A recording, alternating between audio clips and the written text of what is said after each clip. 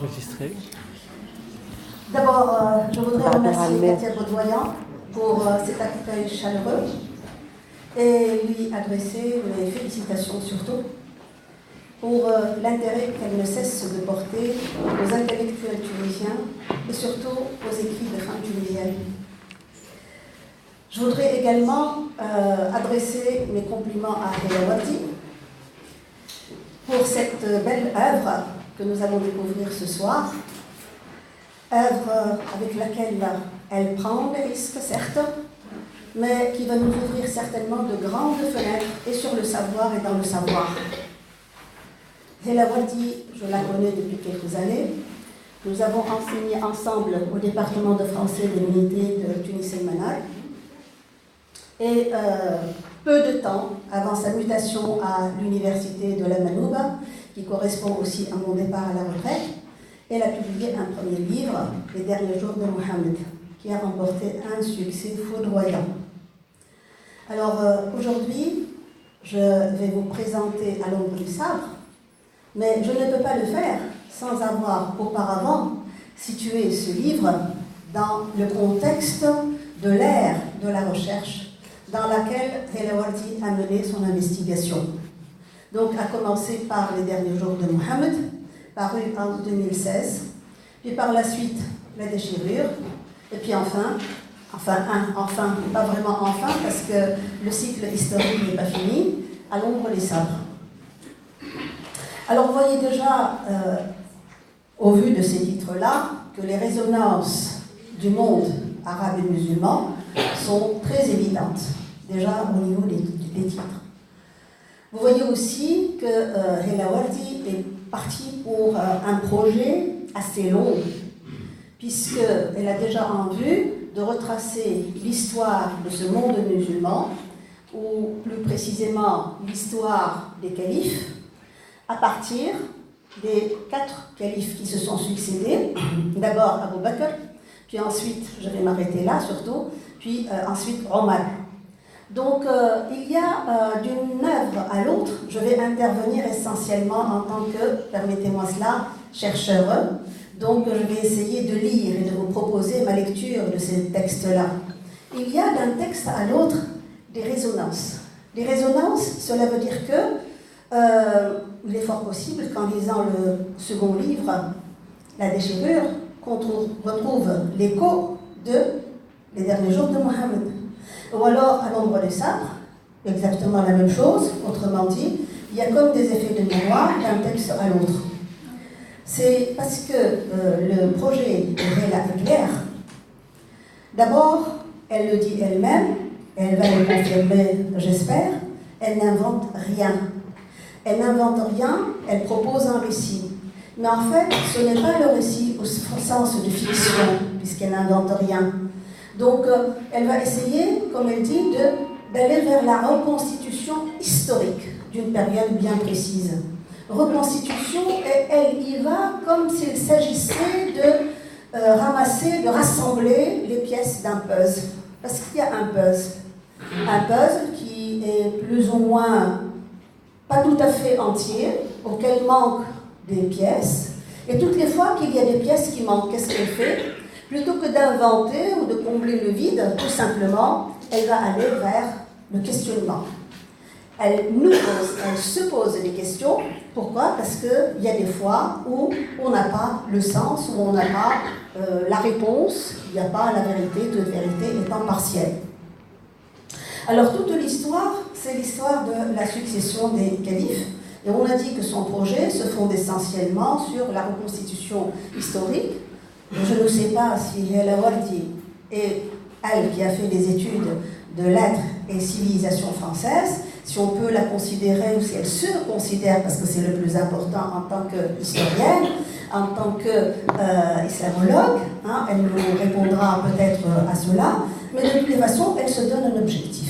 Et cet objectif nous intéresse. Pourquoi nous intéresse ? Parce qu'elle va nous parler de ce qui nous touche en premier, de ce qui a trait à notre identité. Je vais vous lire un petit extrait de ce qu'elle écrit déjà dans La déchirure, pour préciser, pour nous éclairer sur son objectif, pour préciser cet objectif. Qu'est-ce qu'elle dit ? Alors, son objectif consiste à raconter l'histoire des premières années de l'islam, qui est une manière, dit-elle, donc je prends la première personne, une manière pour moi de réanimer une mémoire collective fossilisée par une amnésie générale, par des forces obscures qui, souvent, sous couvert de glorification du passé de l'islam, l'ont transformée en machine de guerre. Donc vous voyez que Hela Wardi ici, si on la considère en tant qu'historienne, c'est la fille de son temps, puisque ce qui aurait peut-être la mené vers ce champ de recherche serait comme l'écho de notre époque. Et on va voir si, d'une époque à l'autre, on peut envisager des effets de miroir, si on peut envisager des effets de comparaison, des parallélismes. Et je vous précise aussi que sa démarche, puisqu'on est dans la recherche scientifique, si vous voulez, je considère cela comme étant de la recherche scientifique, dans sa démarche, elle est dans l'objectivité. C'est-à-dire qu'elle va emprunter ses sources, elle va puiser ses sources dans le Coran, dans les traditions, aussi bien sunnites que chiites, donc elle ne fait pas de distinction si vous voulez, et elle essaye à partir de ces ressources-là, de ces sources biologiques, mais qui sont pour elle ressources et matières pour travailler son projet d'étude, son projet de recherche, elle va essayer, comme je le disais tout à l'heure, de retracer ce parcours qui, pour nous, n'est pas toujours présent dans notre mémoire, et cela pour plusieurs raisons, ou qui aurait peut-être été déformé. Pour quelles raisons elles sont très nombreuses, ces raisons.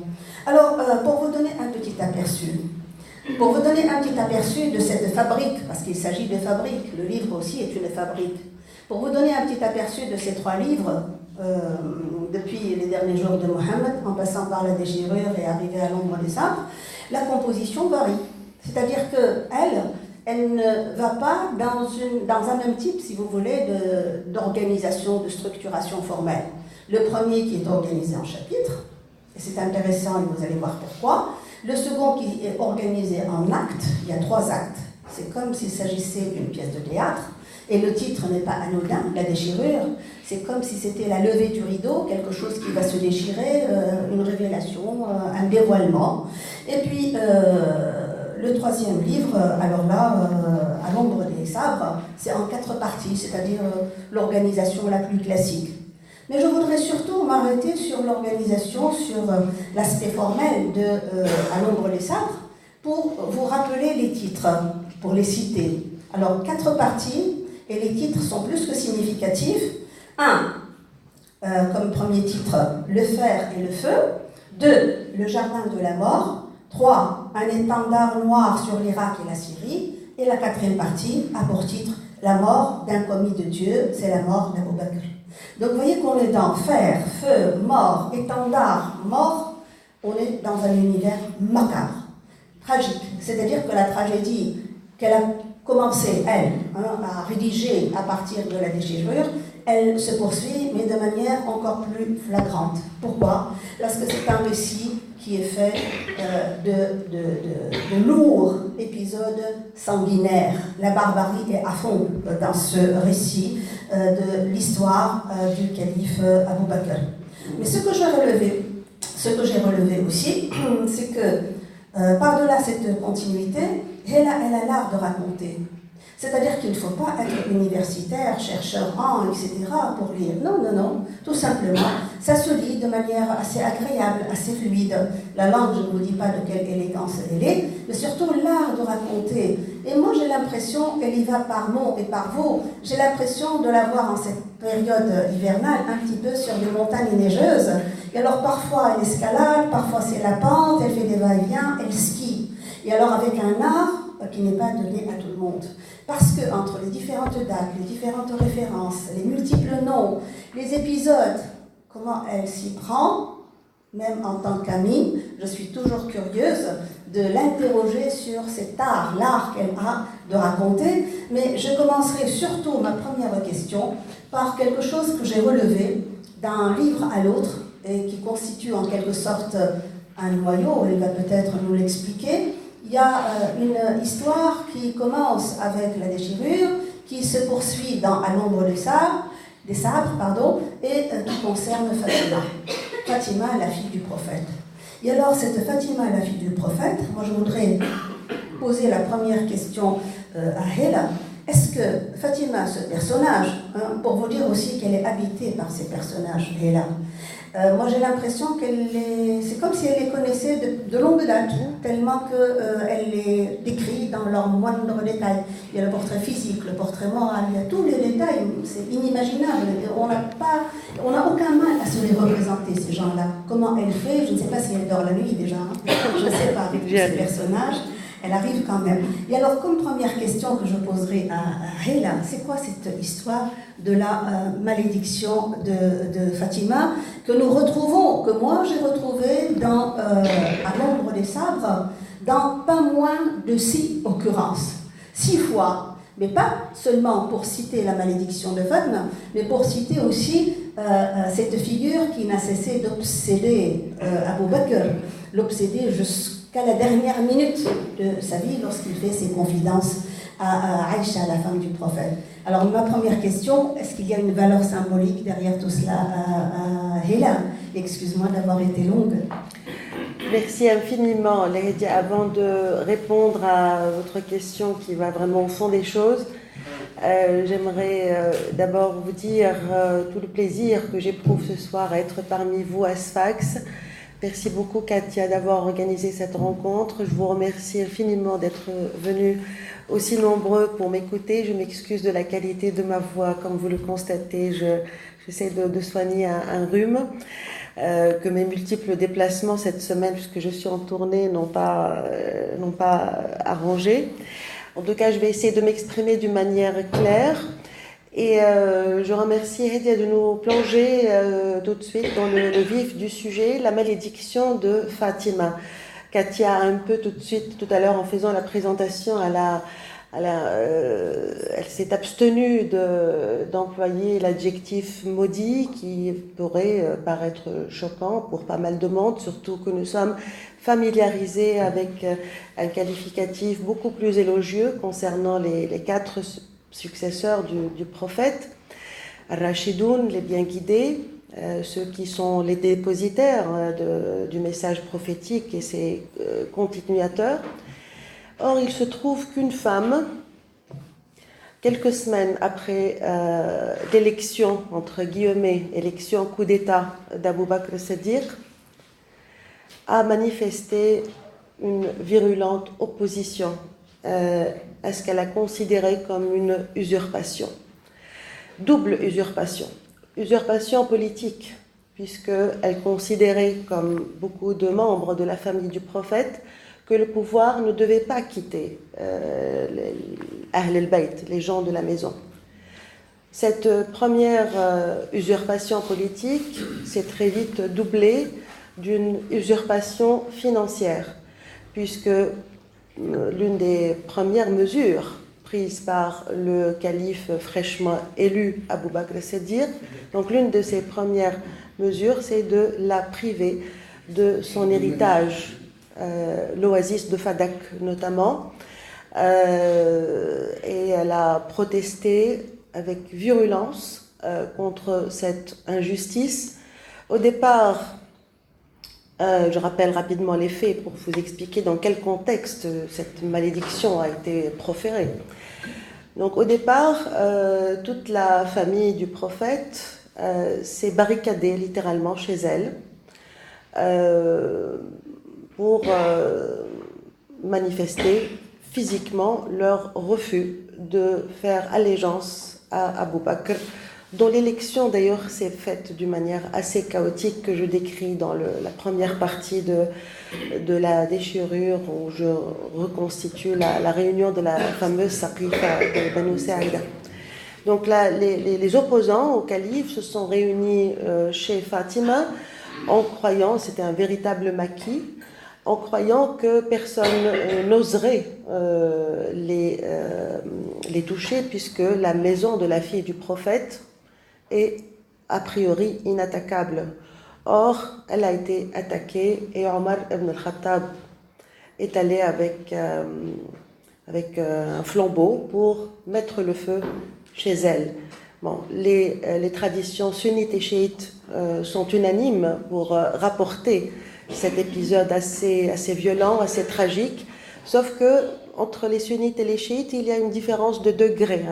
Les sunnites essayent d'atténuer un peu cette attaque tout en la décrivant, et les chiites vont plus loin encore. Ils disent que Fatima, lorsqu'elle s'est dressée devant Omar ibn al-Khattab pour l'empêcher d'entrer chez elle, il l'a violemment frappée. Elle était visiblement enceinte de son troisième fils, Mohsen, qui devait venir après Al-Hassan et Hussein. Et elle a eu une fausse couche suite à cette agression et elle est morte d'une hémorragie quelques semaines plus tard. Elle a suivi son père dans la tombe à peine 2 mois après son départ. Donc, mais devant cette violence exercée par les compagnons, les meilleurs amis de son père, Fatima ne s'est pas tue. Beaucoup des membres de la famille ont capitulé, mais elle est restée seule à affronter le nouveau calife. Et en désespoir de cause, elle se dirige un beau jour à la mosquée juste après la prière du vendredi. Et là, c'est une scène qui est décrite d'ailleurs aussi bien chez les sunnites que les chiites. Elle va à la mosquée, elle demande qu'on mette une sorte de voile pour la séparer des hommes présents dans la mosquée. Et elle prononce un discours que la tradition surnomme Al-Khutba al-Fadakiya, le prêche de Fadak, et dans lequel, après avoir bien sûr crié haut et fort sa douleur devant l'injustice qu'elle a subie, elle lance une malédiction d'abord adressée à Abu Bakr as-Siddiq, puis adressée à tous les compagnons de son père qu'elle considère comme complices de cet affront qu'elle a subi. Et elle dit en parlant du califat, portez-le comme un fardeau empreint de la colère de Dieu. Et Abu Bakr as-Siddiq était le seul à avoir été bouleversé par ce discours, si bien que quelques heures plus tard, il est allé la rejoindre à la maison, chez elle, pour lui demander pardon. Et elle a refusé de lui adresser la parole en tournant la tête vers le mur. Et lui, il essayait par tous les moyens de lui dire « Excuse-moi, pardonne-moi ». Il était prêt à lui céder son héritage à Fadak, mais pour elle, le mal est fait, c'était trop tard. Elle lui dit, au moment où il sortait de chez elle complètement désespéré, elle lui dit « Je te maudirai dans chacune de mes prières ». Et elle est morte quelques jours plus tard. Abu Bakr as-Siddiq, réaction immédiate, il démissionne. Il va voir ses amis et il leur dit « Aqiluni bay'ati ». Débarrassez-moi de votre allégeance, je ne veux pas de votre califat. On insiste, on lui dit tu restes, parce qu'il était la seule personnalité consensuelle. C'était un personnage quand même digne de confiance, un homme d'une grande maturité intellectuelle, qui n'avait pas la virulence de Omar, qui a toujours fait preuve d'une grande loyauté à l'égard du prophète. Donc il avait une crédibilité vis-à-vis de tous des compagnons, donc on a insisté pour qu'il reste. Et la première chose qu'il subit de plein fouet, c'est la mort de son fils Abdallah, juste après la mort de Fatima, et il ne peut pas s'empêcher de penser que c'est la malédiction qui commence à se réaliser. Donc la malédiction de Fatima, c'est vrai que quand on reste un peu sur le plan littéral, on pourrait penser qu'elle a été à l'origine de la fin tragique de tous les califes bien guidés. Vous savez qu'ils sont tous, à l'exception d'Abu Bakr, sont tous morts assassinés, sauvagement assassinés. Omar, poignardé dans la mosquée pendant qu'il faisait sa prière. Othman lynché dans sa maison, un peu comme Gaddafi, on l'a battu à mort. Et Ali ibn Abi Talib, comme vous le savez, également poignardé pendant l'atroce guerre civile de la Fitna al-Kubra. Donc, ce serait vraiment naïf de croire que cette destinée funeste des 4 califes, ou des 3 califes du moins, est due à une malédiction. Ce serait de la superstition. Une femme de science comme moi ne se contenterait pas de cette explication-là.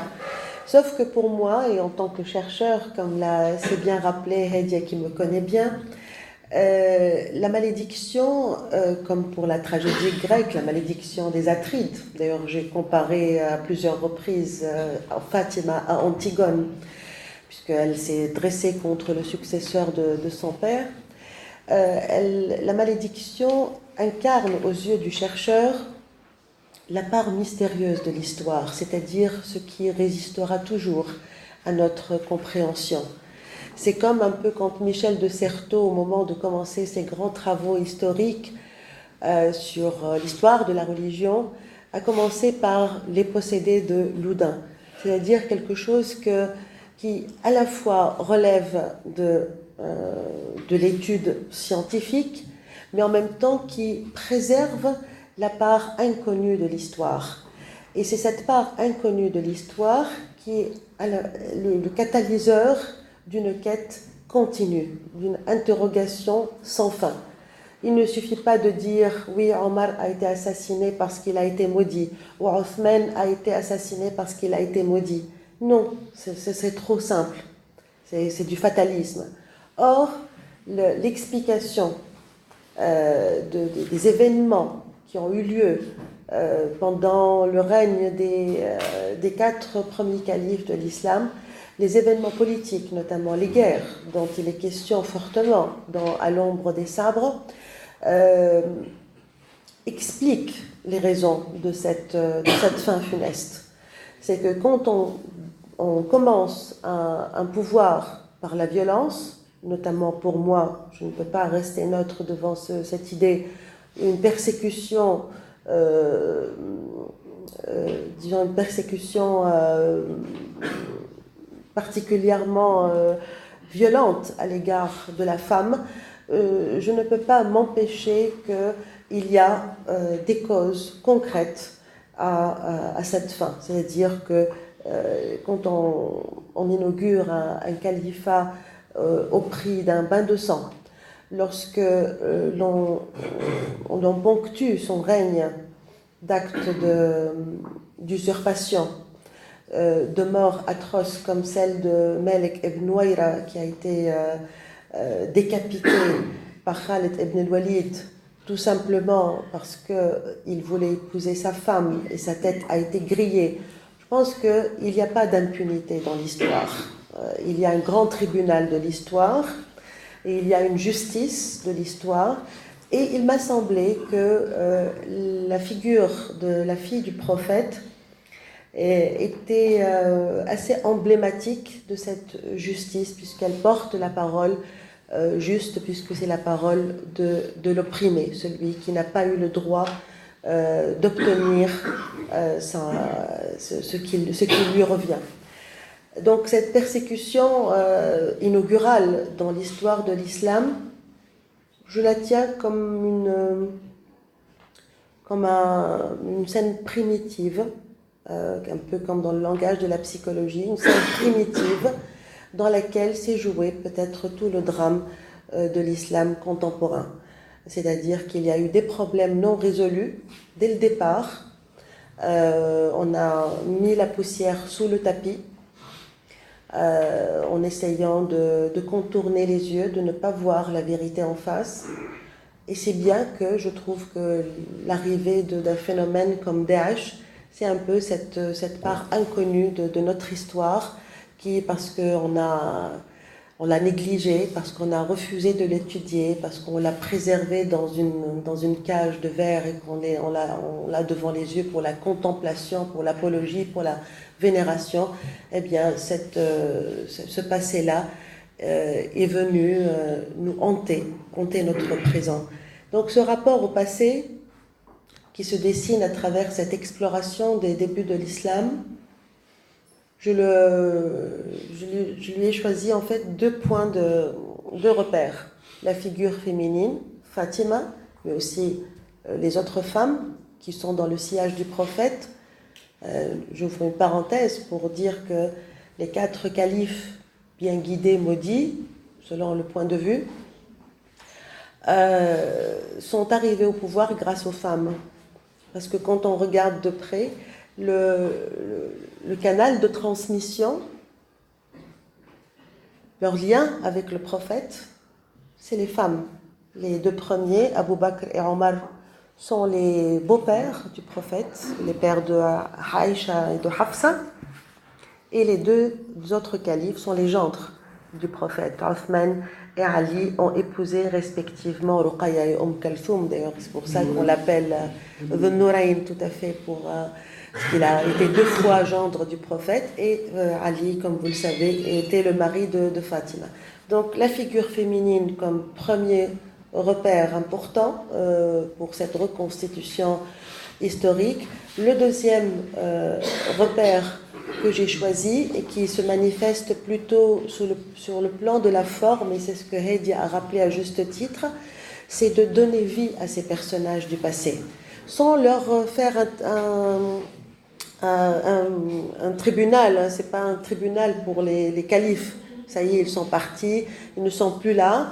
Ça fait 14 siècles, il y a prescription, donc je ne les juge pas, mais j'essaie de les faire revivre pour les ramener à une dimension humaine, pour qu'ils deviennent comme vous et moi, c'est-à-dire des êtres qui ne sont pas infaillibles, qui n'ont rien de sacré, qui ne sont ni des anges, ni des démons, mais simplement des personnages qui ont vécu des circonstances historiques bien déterminées, qui ont été peut-être obligés, pour des raisons d'État, à agir comme ils l'ont fait. Et donc, au lieu de voir des mouvements politiques, des mouvements idéologiques que nous constatons depuis des années, aussi bien en Tunisie qu'ailleurs, qui essaient de nous ramener vers le passé, moi j'ai essayé de faire la démarche inverse en faisant venir le passé vers nous, vers le présent, pour que nous sentions non pas des étrangers par rapport à cette histoire, mais pour nous faire sentir que Abu Bakr, Omar, Othman, Ali, Fatima et le prophète lui-même, ce sont nos contemporains, c'est-à-dire des hommes qui vivent une pression, qui sont dans des déchirements internes, surtout pour Abu Bakr, la chose est vraiment flagrante. Et c'est un personnage tragique jusqu'à sa mort, jusqu'à son agonie. Il revoit la scène de Fatima en train de le sermonner à la mosquée. Donc ce sont des sensibilités, une psychologie complexe. Et j'aime retrouver dans ce passé-là, non pas la gloire d'un âge d'or que de toute façon nous ne retrouverons jamais, c'est peine perdue, le passé est fini, mais j'aime à retrouver chez eux des hommes et des femmes comme nous, dont on peut à la limite tirer des leçons de leur parcours et ne plus reprendre les mêmes erreurs du passé.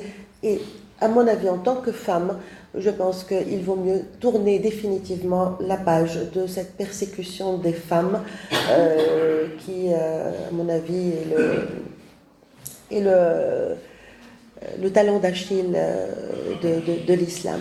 Donc voilà en gros une réaction, Heidi, à cette lecture fort profonde que tu proposes de mes textes. J'ai beaucoup de choses à dire, évidemment, mais je ne veux pas trop parler parce que tout ce que j'avais à dire, je l'ai écrit dans mes livres.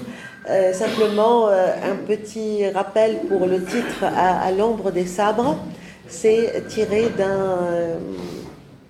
c'est pas à l'ombre des jeunes filles en fleurs, c'est pas Marcel Proust, quoique.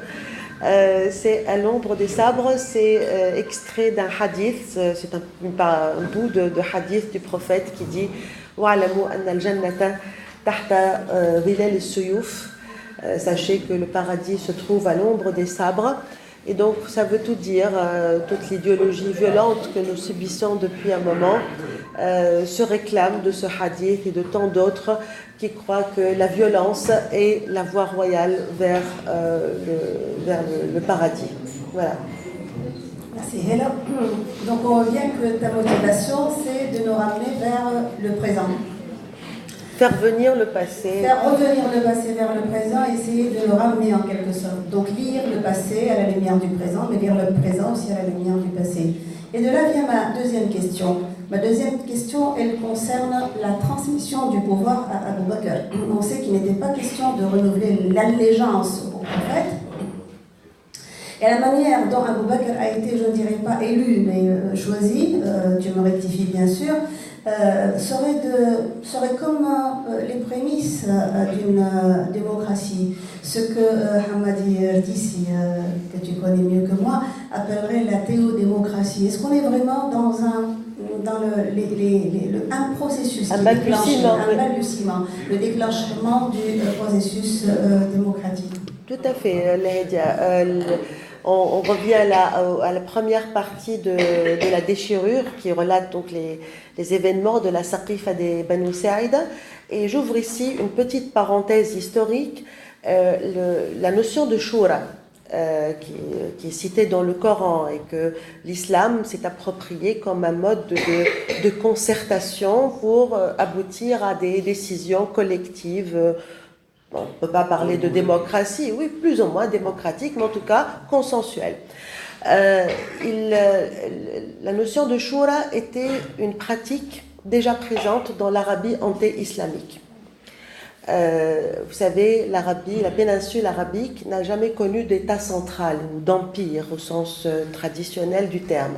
Donc c'était des fédérations de tribus, voilà, plus ou moins puissantes, qui avaient parfois des alliances, parfois qui étaient en guerre, mais au gré de la contingence historique, on organisait, d'ailleurs l'ancêtre du prophète, le fondateur de la tribu de Quraysh, Qusay ibn Kilab, avait à la Mecque constitué un petit parlement qu'on appelle Dar al-Nadwa. Là où il y a la concertation avec les différents chefs de clans. Comme vous le savez, les tribus arabes sont très grandes et très souvent elles sont divisées en plusieurs clans. Donc quand il s'agit de prendre des décisions économiques ou des décisions même pour la gestion du pèlerinage, comme vous le savez, le pèlerinage à la Mecque est antérieur à l'islam.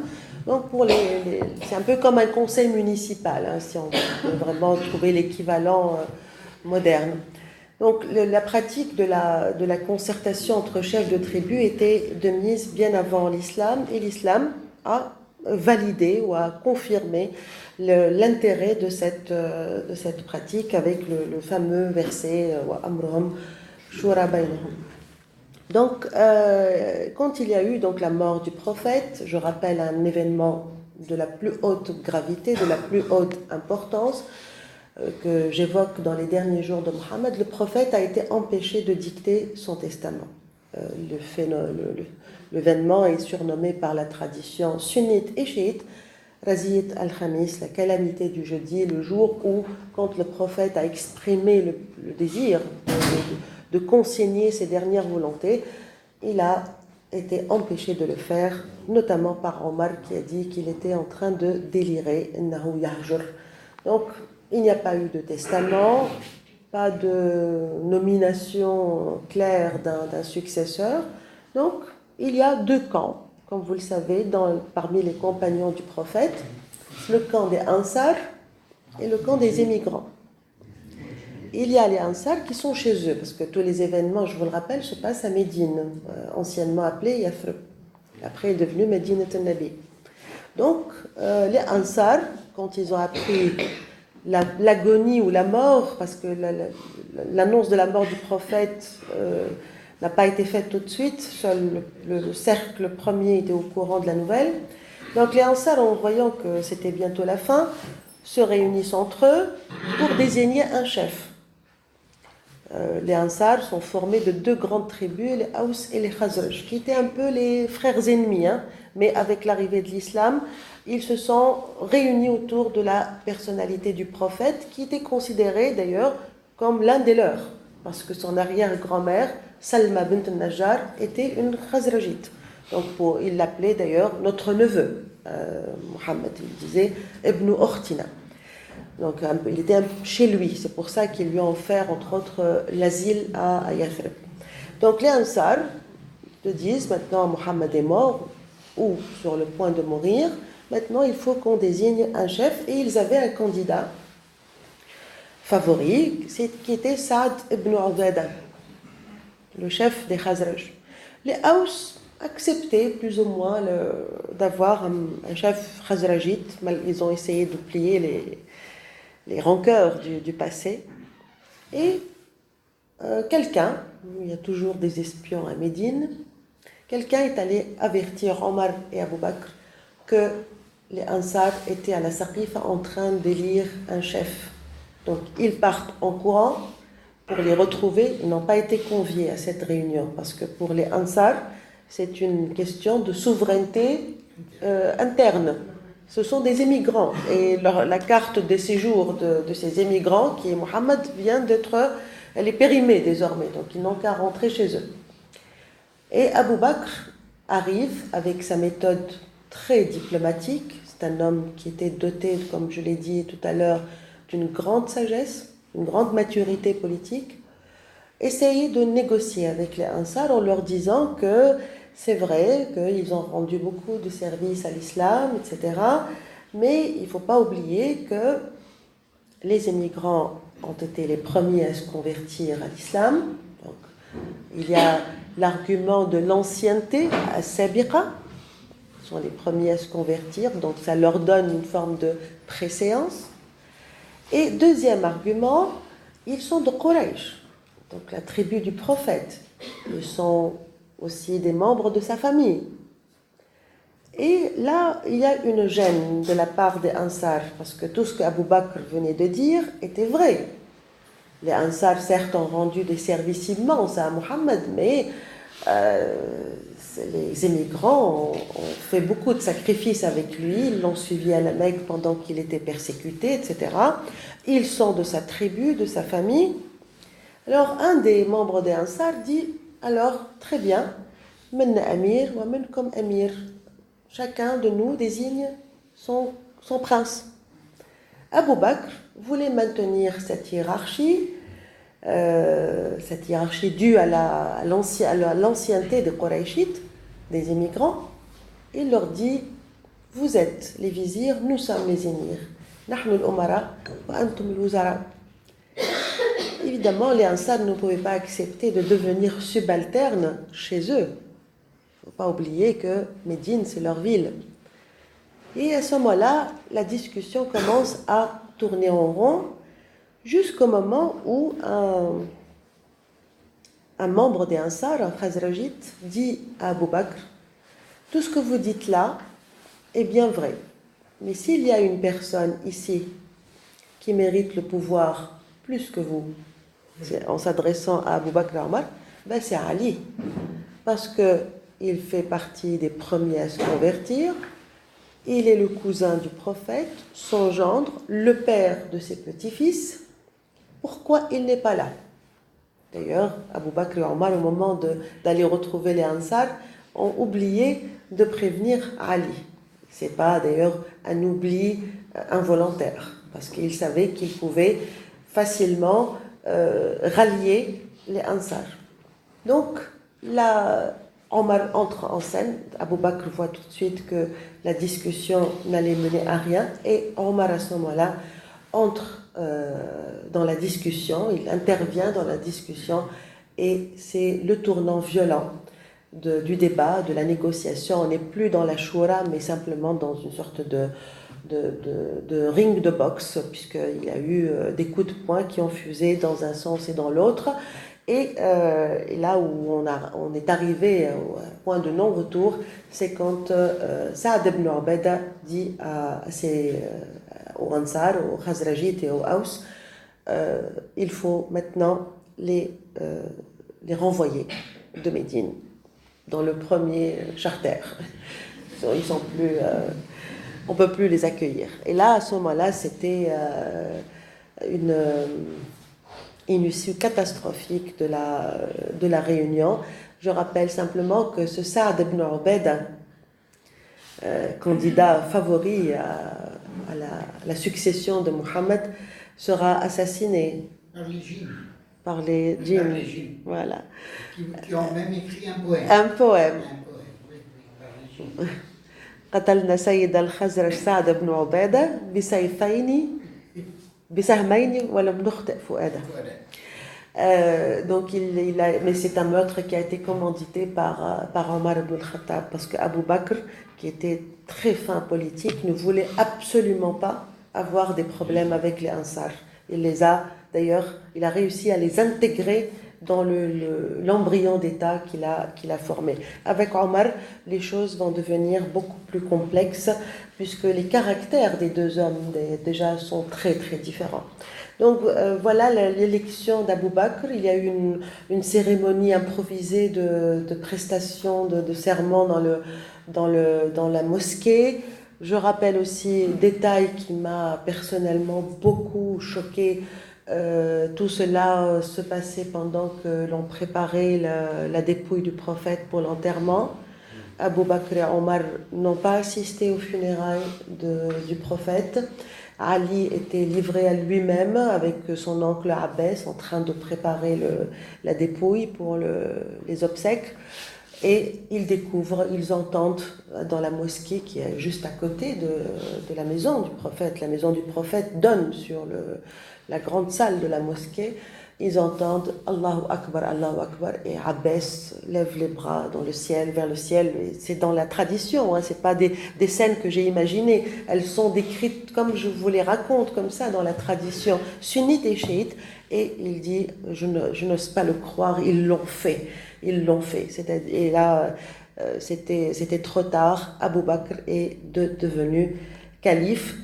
Et la suite de l'histoire, c'est plusieurs oppositions qui se sont manifestées, outre la famille dont je parlais au début de mon propos.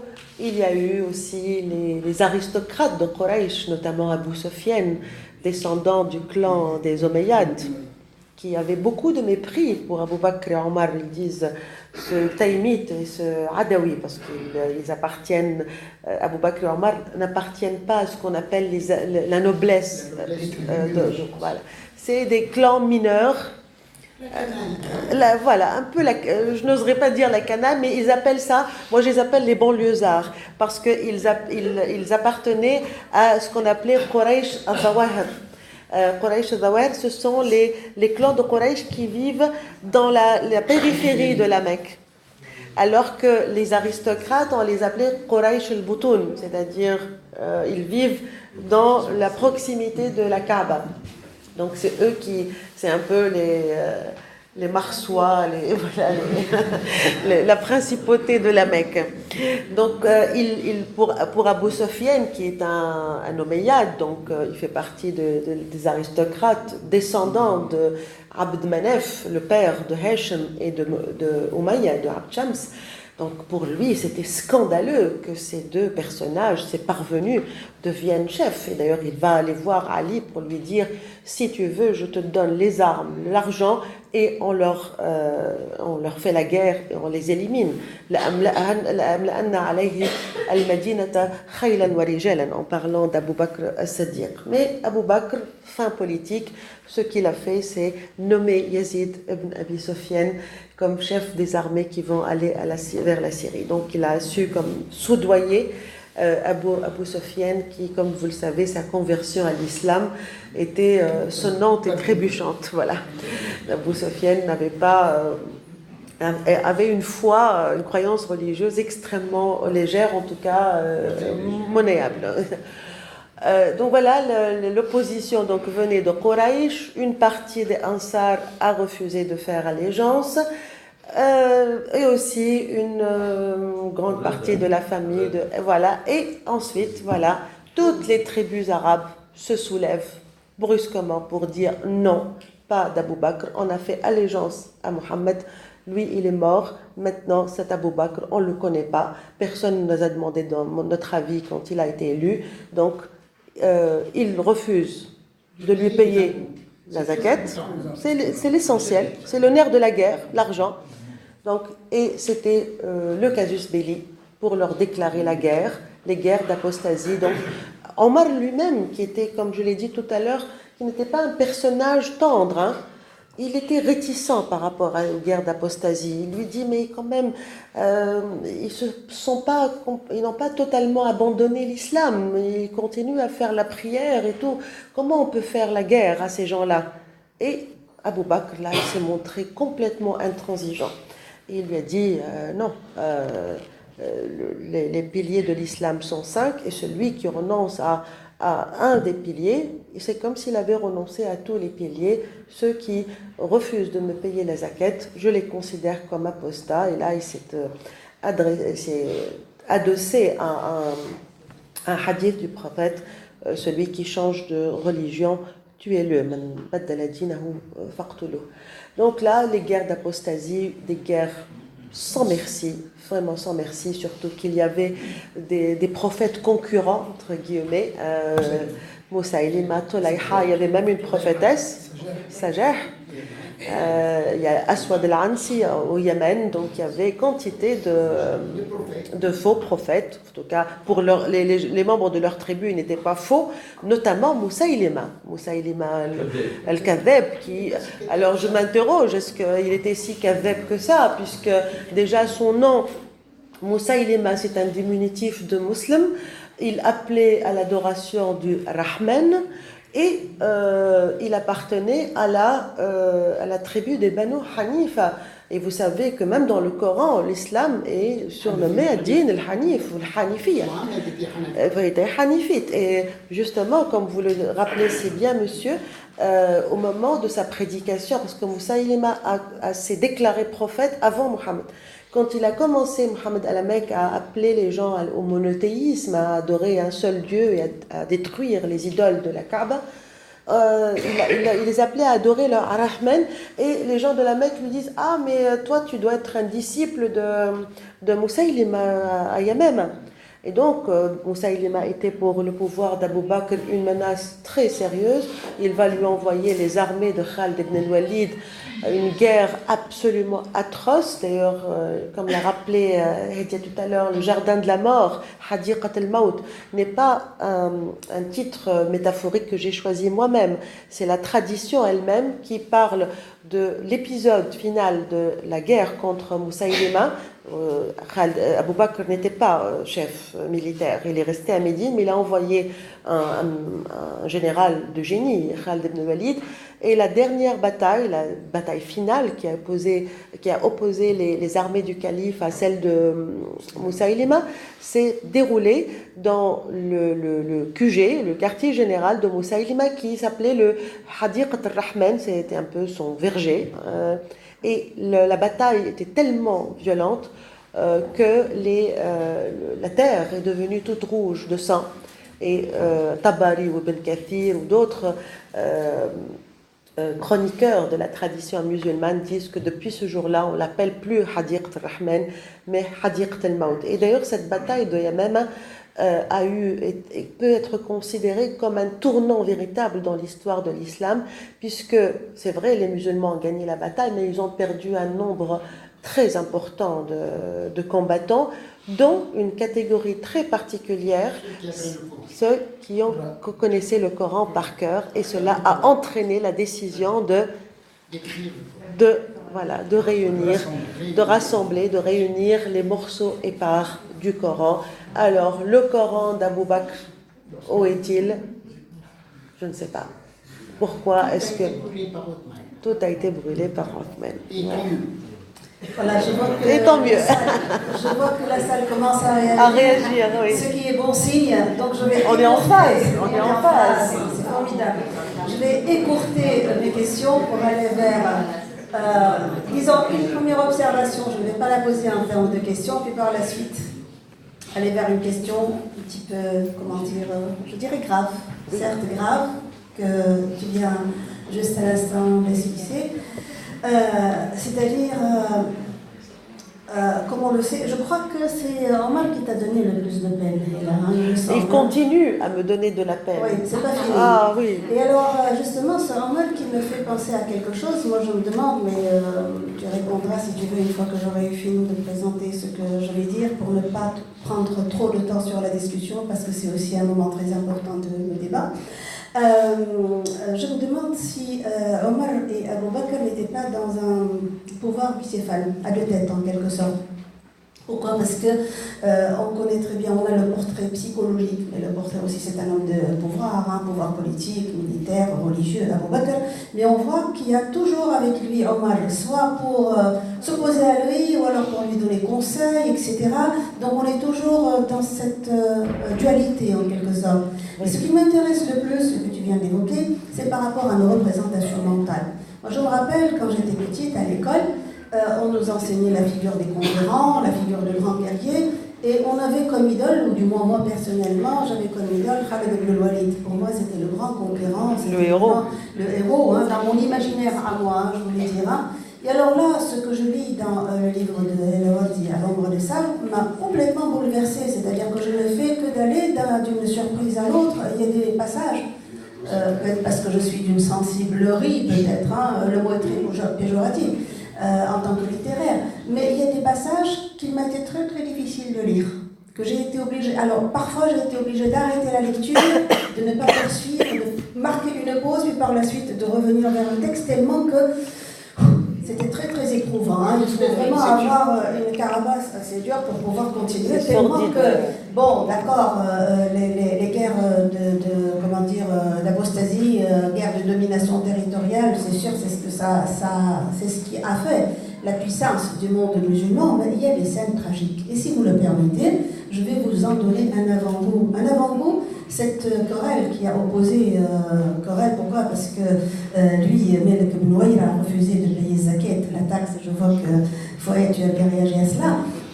Malik ibn Nouaïra a refusé de payer la taxe, et il était avec sa femme Layla d'une beauté sublime, et voilà que Khalid ibn al-Walid se sent comme un petit peu entiché de cette beauté, c'est sûr, mais il avait une dent contre Malik ibn Nouaïra.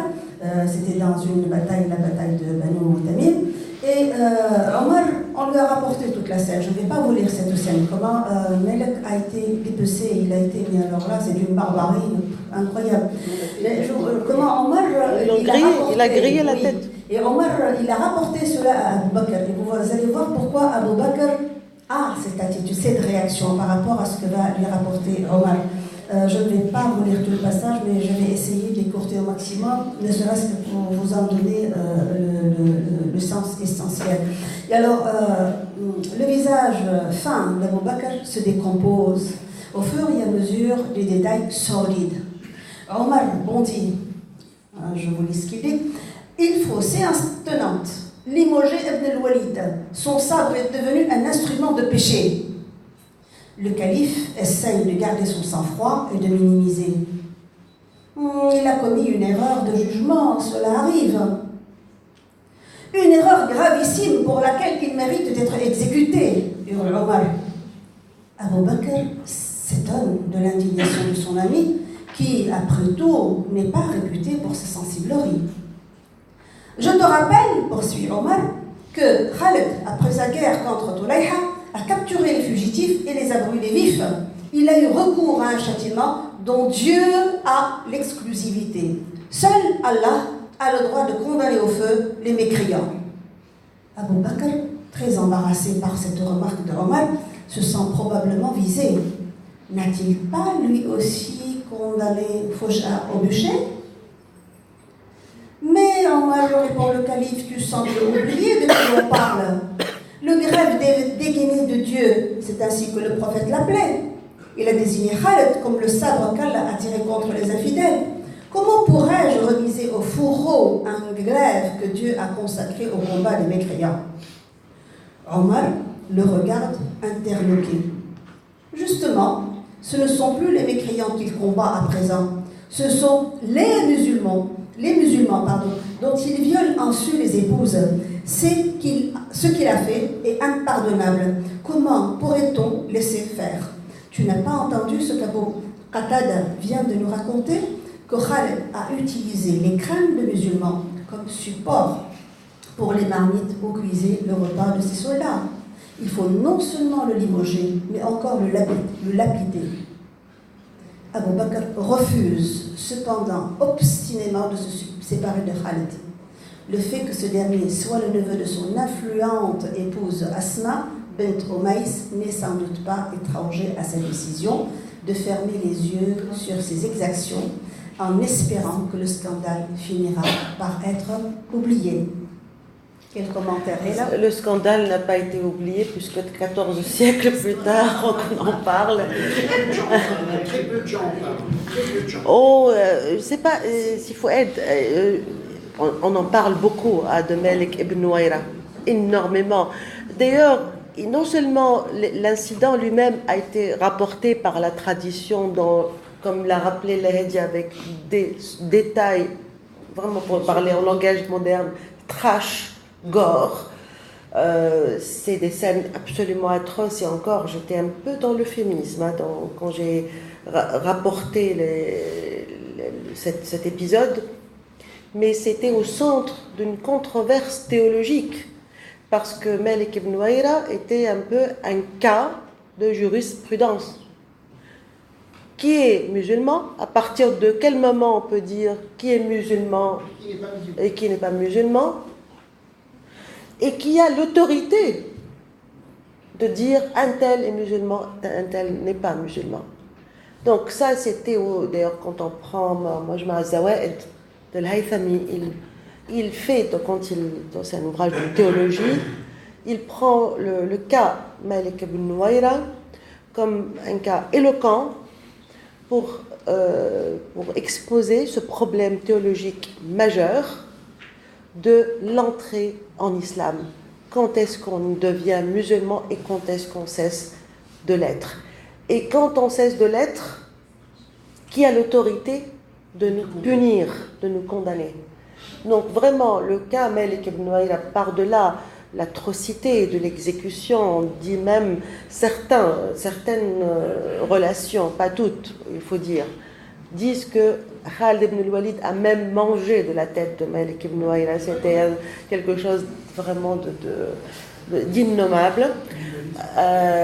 Et d'ailleurs, les représailles ont eu lieu finalement, puisque Khalid ibn al-Walid a été limogé par Omar le lendemain de la mort d'Abou Bakr. C'était la première décision, la première chose qu'il a faite, c'était de limoger Khalid ibn al-Walid.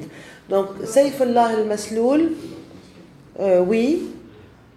Khulafa Rashidoun, oui. Pourquoi pas? Mais il y a un grand mais.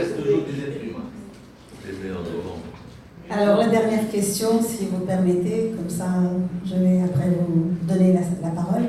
La dernière question, elle aussi, elle est assez bouleversante pour nos représentations mentales. La première, donc, j'évoquais celle de Khalid ibn al-Walid, qui est tout à fait personnelle, mais je suppose que pas mal de personnes parmi vous partagent justement une remise en question, en quelque sorte. La dernière question, elle porte justement sur le premier Mashaf. Et là, je crois qu'on ne sort pas indemne de ce qu'écrit Al-Awardi à ce sujet, mais ça nous donne à réfléchir. Je ne pense pas que ça perturbe la foi de ceux qui ont la foi, non, mais ça donne à réfléchir. Et d'autant plus qu'elle a des arguments qui sont très forts. Alors, quels sont ces arguments? Je rappelle qu'après la bataille de Yamama, elle a dit d'ailleurs elle-même tout à l'heure, beaucoup de récitateurs du Coran ont été tués. Et voilà Omar, toujours avec ses idées géniales, vient vers Abou Bakr pour lui souffler l'idée de reprendre, donc de réécrire en quelque sorte, de rassembler. De sauver en fait. De sauver, oui, les versets coraniques. Alors là aussi, je vais vous lire un passage, et ce sera le dernier que j'aurai lu.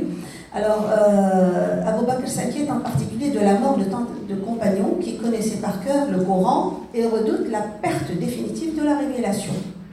Omar suggère alors que l'on réunisse tout ce qui a été écrit, les versets, sur des supports divers, en plates de chameau, feuilles de palmier, etc., ainsi que tout ce que les autres compagnons ont mémorisé par cœur afin de collecter la révélation coranique dans un mushaf, un recueil.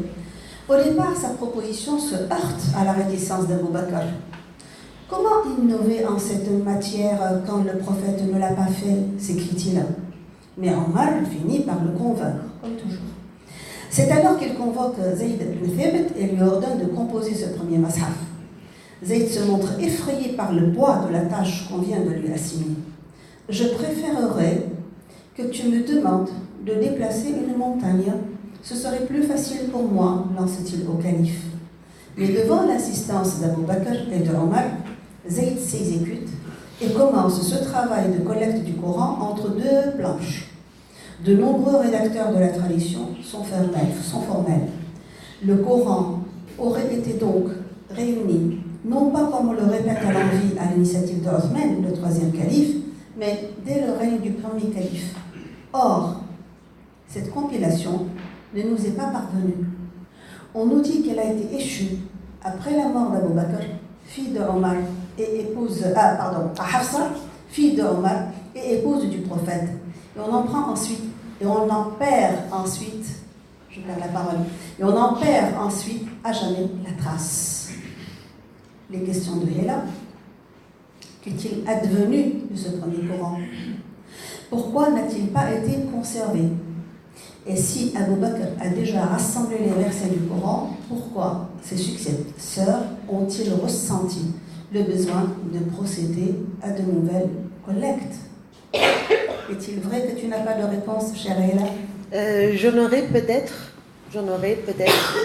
dans le volume qui sera consacré au règne de Othman, puisque cette histoire, comme l'a rappelé, je ne sais plus le monsieur dans la salle, l'autodafé du Coran, Othman a mis le feu dans tous les Corans qui étaient différents de celui qu'il a décidé de retenir comme Coran officiel de l'État. Le Coran qui était en possession de Hafsa a été visiblement brûlé. C'est une décision évidemment politique, clairement politique. Elle va être pendant des siècles à l'origine d'un conflit ouvert entre les sunnites et les chiites, puisque les chiites affirment que le Coran authentique serait 7 fois plus important que le Coran que nous possédons aujourd'hui. Et ils disent, là aussi parce que leur contestation est de nature politique, que Othman a enlevé toutes les sourates où Ali est cité. D'ailleurs, au XIXe siècle, en France, dans le journal des savants, un orientaliste a publié une sourate perdue du Coran. Alors, après, il y a eu des doutes sur l'authenticité de ces sourates publiées par l'orientaliste français Cossin de Perceval. La sourate s'appelle « Les deux lumières », mais ce n'est pas du tout une allusion à Othman, c'est à Hassan et à Hussein. Donc ça veut dire qu'il y a encore, même jusqu'à aujourd'hui, des Corans qui circulent dans des milieux d'initiés, notamment les Druzes par exemple, ou dans certaines sectes religieuses. Le Coran perdu à jamais, oui, peut-être, mais en tout cas ce que nous avons aujourd'hui entre les mains est une trace d'une révélation ancienne. Jusqu'à quel point elle est conforme avec la révélation authentique telle qu'elle a été amenée par l'ange Gabriel à Mohammed, je pense que la réponse à cette question, on l'aura le jour où on fera une découverte archéologique majeure, un manuscrit qui sera authentifié comme un manuscrit contemporain de l'époque de Mohammed. Mais pour l'instant, nous nous contentons de manuscrits vraiment tardifs. C'est le Coran tel que nous le connaissons aujourd'hui, avec les points diacritiques, avec la voyellation. Il a été fait sur ordre de Abd al-Malik ibn Marwan, donc on est déjà longtemps après Othman ibn Affan. Là aussi, la découverte des manuscrits dans la mosquée de Sanaa dans les années 70, des palimpsestes, montre que le chantier est encore ouvert Et il ne faut pas oublier que même si on est croyant et on a foi en la révélation faite à Mohammed par l'ange Gabriel, il ne faut jamais perdre de vue que si la révélation est divine, la compilation et la transmission est humaine, donc elle n'est pas forcément infaillible. Voilà. Voilà, je vois que vous êtes pressé de réagir. Donc la parole est à la salle. Alors, s'il vous plaît, juste une question de méthode, parce que vous êtes nombreux, c'est de vous lever, de vous présenter, chacun son tour pour poser la question. Peut-être qu'on en prendra une ou deux. Oui, on va, oui, comme ça on fera des réponses. Voilà, on prend peut-être une ou deux questions. Ensuite, il y a Aqila. Oui, qui encore? Je prends les noms si vous permettez. Oui, ben, on commence par. Bon, on commence par Sima Serida.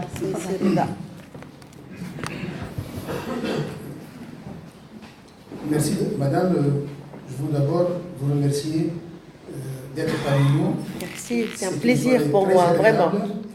Et j'ai lu vos deux ouvrages, le premier et le second, le troisième n'est pas encore sur le marché. Et il est encore tout mais frais. j'ai hâte de le lire parce que finalement j'ai trouvé un plaisir extraordinaire de lire le livre sur Mohamed, sur le dernier jour de Mohamed, que j'ai croqué en quelques jours, hein, sans m'arrêter. Ça fait plaisir. Là, j'ai trouvé des questions, des réponses à des questions que je me posais sur vraiment cet islam des origines, le Coran des origines, qui finalement, avec les califes, n'est plus l'islam des origines, n'est pas plus la religion de Dieu, ça devient la religion des hommes. Et ça se continue jusqu'à aujourd'hui. Voilà. Donc c'est un grand plaisir de lire et vraiment, je salue votre courage d'avoir soulevé des questions qui sont aujourd'hui tabous. Et vous avez donné au prophète, par exemple, cette notion humaine, cette dimension humaine, pardon, et il n'est plus, disons, cet être sacré, il est l'homme parmi nous. Il a déjà dit, bon, c'est pas de problème. Mais je ne sais pas si vous maîtrisez bien la langue française, mais parfois, on est un petit peu touché par comment dirais-je, la dureté de certains mots que vous avez utilisés. Par exemple, vous parlez du cadavre du prophète en putréfaction. Ça choque pas mal de musulmans et peut-être c'est ce qui a déclenché un mouvement de protestation. De rejet, oui. Exact. Et qui vient pas seulement des gens ordinaires, même de Sidi Samjaïd, qui bien sûr, vous le savez, n'était pas très tendre avec vous. Oui. Voilà.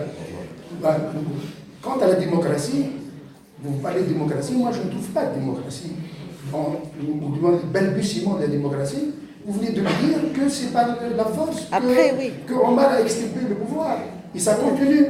Ça continue. Le choix, c'est quelque chose qui n'est pas... Donc, démocratie, c'est un petit peu... Il faut réévaluer ce terme.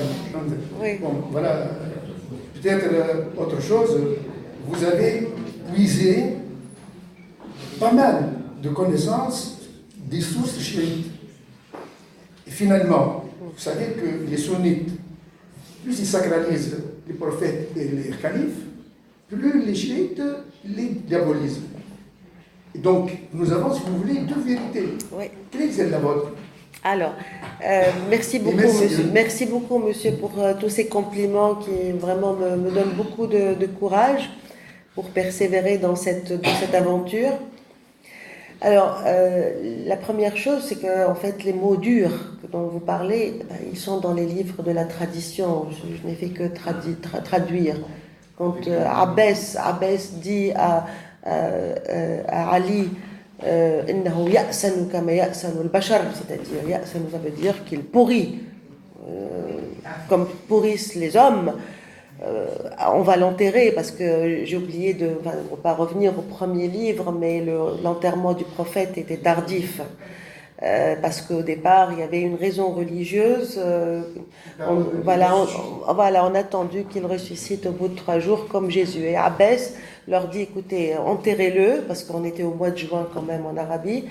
2 jours plus tard, donc vous pouvez imaginer l'état du cadavre, il leur dit enterrez-le parce que de toute façon, si Dieu a envie de le ressusciter, il n'aura pas de problème pour le sortir de la tombe. C'est texto ce que Abbès a dit, c'est ce que rapporté par les sources sunnites. Donc les mots durs, et quand vous lisez Tabari en train de décrire les doigts verts du prophète dans le corps commence à enfler. Franchement, ce que j'écris en français, il faut toujours prenez ça en facteur. C'est vraiment une version atténuée, très soft, de ce qui est écrit dans les livres de la tradition. Ils se permettent une liberté de ton, parce que déjà ces livres-là circulaient dans des milieux très fermés, c'est pas des statuts Facebook, non. C'est Tabari, il n'écrit pas pour le grand public, il ne fait pas de présentation à l'Alliance française, non. Il est avec les clercs comme lui, les livres circulent en manuscrit. Qui avait les moyens de s'acheter un livre, parce que c'était sur du parchemin très coûteux, donc on est vraiment dans un autre environnement de rapport au savoir, donc il se permettait tout. C'est comme l'histoire de la chèvre qui a mangé le verset du Coran, c'est dans la tradition sunnite, c'est là le verset de la lapidation et de l'allaitement de l'adulte. Omar est mort en étant persuadé qu'on avait enlevé un verset du Coran. Donc parfois on est heurté par la violence de certaines scènes, de certaines vérités. Et bien sûr, moi je suis un peu le maillon faible. Donc on dit c'est Hela Wardi. Oui, bon, tant pis, mais c'est pas moi. Je sais que c'est pas moi. Je l'aurais assumé, si ça venait de moi, je l'aurais assumé, je n'aurais pas eu peur de dire oui c'est moi qui... Donc voilà. La deuxième chose par rapport aux sources sunnites et chiites. Alors sachez que dans la bibliographie ou dans la bibliographie des sources utilisées, vous pouvez voir d'ailleurs, je mets des astérisques à chaque fois qu'il y a 80% des sources sont sunnites. Alors, pourquoi je prends la version chiite ? C'est précisément pour faire, et ça c'est un peu mon côté idéaliste, pour faire une sorte de réconciliation textuelle, parce que tout ce que je retiens, c'est ce que les sunnites et chiites sont d'accord pour dire. Je ne retiens pas, par exemple, quand j'évoque l'incident de l'attaque de la maison de Fatima. Je ne parle pas de la version chiite, je l'évoque. Je dis, voilà, les chiites disent que... Mais je prends uniquement le point d'intersection entre les deux traditions. Donc je n'ai pas de préférence idéologique. Pour tout vous dire, le conflit entre sunnites et chiites, pour moi, ne me concerne pas. Qui devait être calife, Muawiya ou Ali, c'est le dernier de mes soucis. Mais les chiites vous ont donné la matière sur laquelle vous travaillez. C'était une matière très riche, parce qu'il fallait... Et en même temps, quand on regarde de près les sunnites, on voit qu'eux-mêmes, ils ont quelque chose de très subversif dans leur discours par rapport au calife. La scène de Malik ibn Nuwayra ou l'agression de Fatima par Omar quand il l'a poussée contre la porte et quand elle est sortie, la tête découverte. Il faut le faire. Quand une femme arabe sort la tête découverte, c'est le signe d'une grande détresse. Seule pendant le deuil, elle découvre ses cheveux. Donc tout ça, on le trouve dans les traditions sunnites. Et il n'y a pas franchement, d'a priori idéologique, puisque je ne me sens pas concernée par ce débat. Merci encore pour vos compliments et vos questions fort intéressantes. Oui, alors bonsoir. Bonsoir. Non, on va pas vous entendre. C'est bon, on entend. J'imagine qu'on... Mais je veux vous voir au moins. Bon, Madame Tripp, donc d'abord, merci à vous d'être là parmi nous ce soir. Merci. Et puis, honnêtement, il faut dire que c'était très agréable de vous écouter. Parler d'une époque, bon, on n'est pas très nombreux, on n'est pas tous là à connaître cette époque. Et bon, à vrai dire, moi, j'ai pas lu les œuvres, donc je suis mal placée pour discuter le contenu. Bien sûr, il y a des connaissances qu'on connaît déjà, mais ma question est plutôt personnelle. Oui. Qu'est-ce qui fait de vous, donc enseignante, chercheuse, spécialiste en langue et littérature française, de verser dans ce monde plutôt masculin, donc envahi davantage, c'est un monde qui est davantage consacré aux hommes, donc plongé dans l'univers de la recherche dans ce sens-là. Il y a certainement un déclic qui vous a certainement poussé dans ce monde. Oui, c'est la curiosité intellectuelle, le désir de comprendre, une soif de connaissance. J'ai un peu j'ai ce virus de la curiosité scientifique. Il fallait à un moment donné que je l'oriente vers quelque chose. Elle a accompagné une partie non négligeable de mon parcours à l'université. Elle sait que j'ai fini mon habilitation à diriger des recherches relativement jeune. Donc je me suis dit, j'ai encore au moins 25 ans à tirer à l'université. Est-ce que je vais encore rester Je voulais faire une bifurcation, aller vers d'autres champs d'études, voilà. Et l'actualité, bien sûr, n'est pas étrange. En fait. Moi, j'ai l'impression que c'est un défi par rapport Ah oui, bien sûr, n'importe quel sujet de recherche est un défi, hein. Tout est un défi. À partir du moment où on explore quelque chose de nouveau et qu'on est dans un, comme vous le dites, une discipline, comme vous l'avez rappelé à juste titre, extrêmement verrouillée. Notamment par les hommes, hein, qui ne veulent pas que les femmes pénètrent dans ce parce que c'est le domaine de l'autorité, du pouvoir. Le savoir dans ce domaine-là est un pouvoir. Et quel pouvoir? Donc forcément, il y a cette exclusion de la femme de cette sphère, de ce savoir-là. Et d'ailleurs, c'est Hichem, la sévérité de ses propos à mon égard, sont, à mon avis, essentiellement dus à ce malaise par rapport au geste subversif d'une femme qui entre dévoilée dans le temple de l'islamologie. Je suis entrée dévoilée, armée simplement de ma connaissance des textes. Il faut dire, en fait, je suis un peu préparée, puisque même si Merci. Les littéraires, c'est vrai, la littérature française, mais le rapport au texte est le même, quelle que soit la langue. On a les mêmes outils d'analyse, d'investigation. On sait comment faire parler un texte, lire entre les lignes, surtout, c'est le plus important. Donc, la langue arabe, je l'ai apprise à l'âge de 3 ans, donc je l'ai un peu perdu de vue, mais c'était comme le vélo, j'ai tout de suite repris avec de bons dictionnaires à côté de moi, et voilà. Et la restitution s'est faite en langue française, c'est vrai, parce que je reste quand même très attachée à la langue française.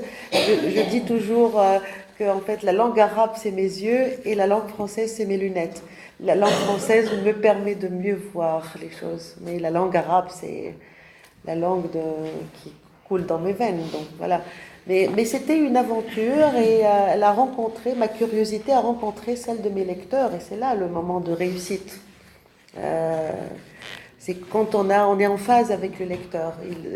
Notre besoin est le même que celui de notre lecteur. Donc ça, c'est pour ça que les livres ont eu la chance de rencontrer un large public. Voilà. Et le prochain. Je peux même confirmer le large public, parce que d'habitude, il n'y a pas beaucoup d'hommes. Comme je suis plus ou moins habituée à fréquenter ce genre de rencontres, je peux dire qu'aujourd'hui, il y a beaucoup de présence masculine. Ah, c'est très bien ça. Bravo, messieurs. Est-ce qu'il y a d'autres questions? Nordine. Bonsoir, madame. Bonsoir, c'est Nordine. C'est la question du couloir? Non. Ah oui. La galère. Non, c'est pas une galère du tout, c'est un plaisir absolu. Vous avez parlé des sources chiites et sunnites. Oui. Est-ce que vous cherchez la vérité dans le croisement de ces deux sources? Oui, dans les points d'intersection. Pourquoi? Pour des raisons. Voilà, je vais vous dire. Parce qu'en fait, je fais un peu comme les journalistes. Quand ils ne sont pas sûrs d'une information, ils font des concordances. Ils disent selon des sources concordantes. Donc je me dis, si les sunnites et les chiites qui se détestent, qui se font la guerre, sont d'accord sur ce point, ça veut dire il y a des chances que ce soit vrai. Il y a des chances. Il est vrai que l'immigration va au cœur de l'islam. En vous écoutant, on se demande si la violence n'est pas consubstantielle à l'islam. Elle est consubstantielle à l'histoire. Ah non, non, non. Aussi bien la violence que les choses bien. Tous les musulmans vont vous dire ça, c'est pas nous. Ouais. Je le vois aujourd'hui. Oui, oui, c'est un déni. Là, c'est le déni. Le déni, on ne veut pas voir en face. Mais en fait, on oublie, parce que la question est mal posée, à mon avis. Ce n'est pas la violence inhérente à l'islam, c'est la violence inhérente à l'histoire. À l'histoire tout court. La naissance des empires ne s'est pas faite par l'envoi de bouquets de fleurs et de boîtes de chocolat. Non, non, non, non, c'est dur. Jusqu'à maintenant, c'est dur. Jusqu'à maintenant, et même les pays qui se disent grande démocratie et tout, ils sont capables des pires des barbaries. Là, on a vu des échantillons et on continuera à voir des échantillons de cela. Mais pour moi, ce qui pose problème en islam, c'est cette sacralisation de la violence. C'est le paradis à l'ombre des sabres. Ça, c'est grave. C'est ce qui a fait que, en fait, les gens vont à la mort, provoquent la mort des autres, en étant persuadés qu'ils vont être reçus dans une sorte de lupanar cosmique avec 70 vierges ou je ne sais pas quoi. Ça, c'est vraiment le délire. Ça, c'est le délire. C'est de dire que cette histoire-là est figée à jamais, elle est intemporelle et on est appelé, parce que quand une histoire est figée, qu'est-ce qu'on fait d'elle?